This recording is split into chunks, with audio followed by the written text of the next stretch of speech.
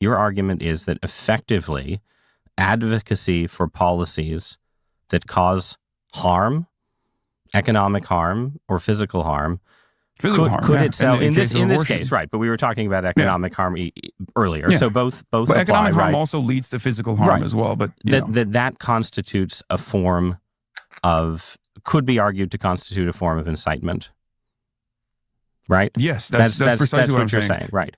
Yeah, and that's actually the argument with policing, right? But so policing is a necessary institution. But then why people can just point to it and demand more of it?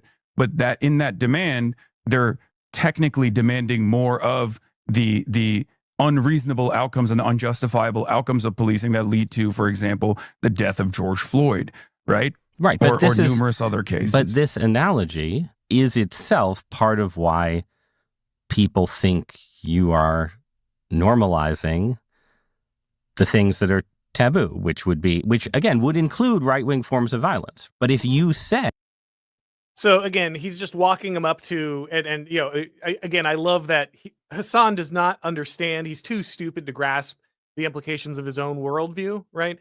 And so, like, Douthat has to walk him through, okay, so I just want to make it clear to you that if you understand the world in this way, you are just saying that any advocacy for any political position that you don't hold is worthy of violence. It is itself violence. It's a call to violence. So Charlie Kirk saying, I don't think that trans kids should exist. I don't think that you should be allowing the mutilation of children. That's violence, and you can just kill him because he deserves it, right? Like that's what he is saying. Those are the logical implications of his worldview. And like Douthat is just walking him slowly through it, and Hasan's just kind of nodding like, well, you know, yeah, I guess. I only talk about this 8 hours a day. I haven't really thought about it very deeply, but yeah, that's probably right. No, his positions, I think, are more sort of reflexive utopianism, if that's a phrase I just made up, because that's basically all he's saying. I just realized what he's doing in almost every single instance is he's literally just giving Hasan the rake and just saying, here, step on it by advocating your position. And he's just 100%. Doing that repeatedly, because the police one, he just said that if someone is calling for more police, you get outcomes that you don't like, politically speaking. Yeah, well, Hasan, here's the thing. Violence in a society is kind of necessary, especially when you have people smashing and burning shit. You do realize the one thing that the state should do is basically stop that.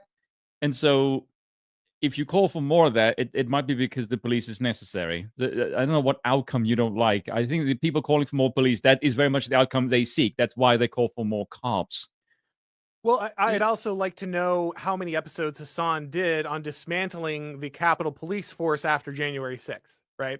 Was the anti-police violence there? You know, the no, probably not. Protesters sitting in prison for years. How many times he? Of course, again, it's just friend enemy. He doesn't care about the police. He doesn't care about any of this stuff. He doesn't care about pharmaceutical industries and renters and capitalism. He wants his people to have stuff and be able to kill people. He wants you to stop, just have your stuff stolen, go to jail or die. Like, that's it. Like, all the ideology is just window dressing. All right. I think the last one here, they get into a little bit. The context of this last clip is it's about the Israel, Gaza conflict. Obviously, we're not going to get into the details of that. We have many opinions, but it reveals, many of these third worldists, they hate Israel, but they don't hate it because of any, they just hate it because they see it as like colonialist, or even white or Western in a sense. And so he's going to be laying out, kind of the justifications. And this is where he gets into the why Islamic republics aren't all about gay rights here. So I think this is the last clip here. Hey, if your theory is all of these things are incitement, if you support putting more people in jail. Oh, wait, sorry. They're just talking about, let me get to the last clip where they're talking about Israel there. There we go. Incitement. If you support, border security, that's incitement. It's incitement all the way down. Like, you're basically saying the person who incites violence against a politician is in the same position as the person who supports border security. And that seems like an argument that lends itself to encouraging people to commit political violence, because you're saying, oh, it's all normal already. What's a little more? What's one more act of incitement in a world of incitement? You're just normalizing it when you make that argument. Yeah. My argument is that I'm not normalizing it. It's already normal. I don't want it to be normal. I want it to be abnormal. I want people to actually take a serious look at the violent structures that already exist, that from the point of the recipient is already experienced as like a direct form of violence. Matter of fact, I'm pretty sure.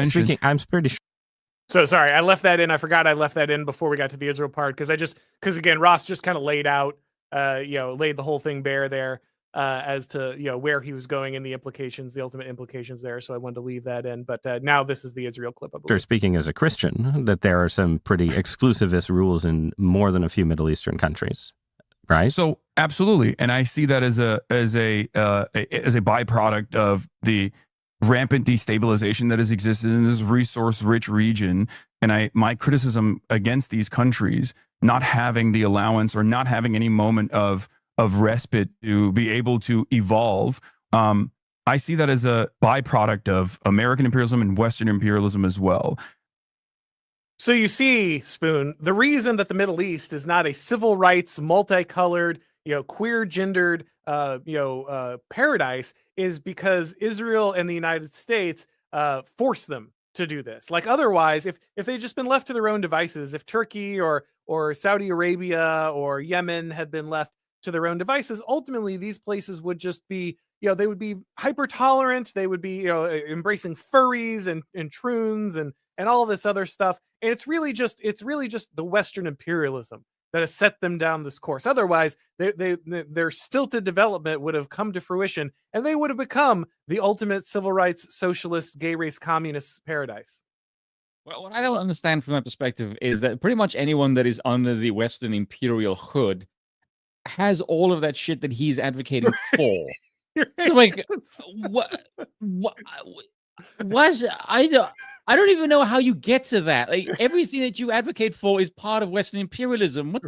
Out of my language, but what the fuck are you talking about? Yeah, I don't know how he even gets to that. It's beautiful, right? Because everything he's advocating for is a product of neoliberalism.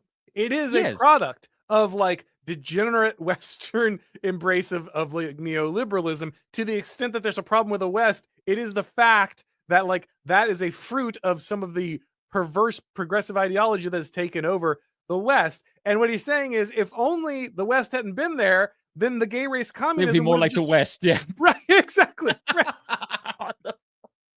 Like we're talking about, like, the Biden administration was raising gay pride flags, like in every embassy that the United States had. They were raising it in the Holy See. They were raising it in the Vatican. Like it was literally a mark of Western imperialism to have a pride flag flying in your country. But he's like, if only we had gotten rid of the Western imperialism, then we'd have all the stuff that Western imperialism produces. Wouldn't that be amazing? It's quite weird because he himself is a product of neoliberalism. Oh, of course. He's like the endpoint of it. Yes. But we don't want people to be like our model, even though that I literally want them to do everything that the current situation that I live in has produced. Which makes no freaking sense. Like, what do you actually want these places to look like? So you basically want Western imperialism's endpoint, but without the violence, whilst also advocating for violence at every... I just realized how utterly incoherent his ideology actually is, if I just say it out loud. It's truly amazing. Well, and these guys have... This is what you have to do, right? This is the downside of winning as a revolutionary, right? What do you do when the revolution has to become eternal? So in Hasan Piker's mind, like, it's the establishment that is kept from us from embracing queer liberation and all these things, and the fact that like every corporation has been pushing it and selling it and advancing it, and like every power center and educational system and Hollywood, the fact that like they all hold these beliefs and advance them. Well, that's just the capitalists co-opting the socialist message. They don't really believe it, even though it's literally the outcome of the very system he's decrying. Like the woke capital is the endpoint. And Hasan is, of course, the most beautiful, as you say, exemplar of this. He is the champagne socialist to his core. I'm driving around a $200,000 car. I'm advocating for gay rights, and then saying if I could just get rid of capitalism, then all of a sudden gay rights would enter into all these traditional countries that otherwise would have advanced. And here's the dumbest thing, because he's such an idiot. Like, he really has never even read a lick of actual Marxism. It's very clear, because the actual whole point of kind of the Marxist idea is that capitalism itself will dissolve traditional societies, right? Dissolve monarchies, dissolve all of these other structures, these patriarchal Christian structures, and that will allow for all of this feminism and homosexuality and all this other stuff.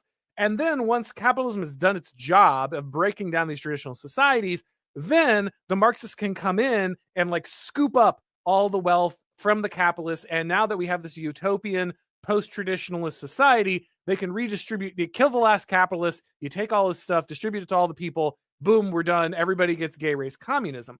But he's skipping all the steps, and he doesn't understand like Marx's and the post-Marxist theories. He doesn't even know that like they actually support this process. Like, if you read Deleuze and Guattari, they're talking about how this is a good thing and how you need capitalism to actually do this work. But he doesn't understand this. So he says, well, no, the existence of Western capitalism is what's keeping this process from happening, when Marx himself and post-Marxists themselves said, actually, no, it is the capitalism that makes this happen. He just doesn't understand the ramifications of his own ideology. It's wrong, but he doesn't even get how it's wrong. He doesn't understand the basics of how it works.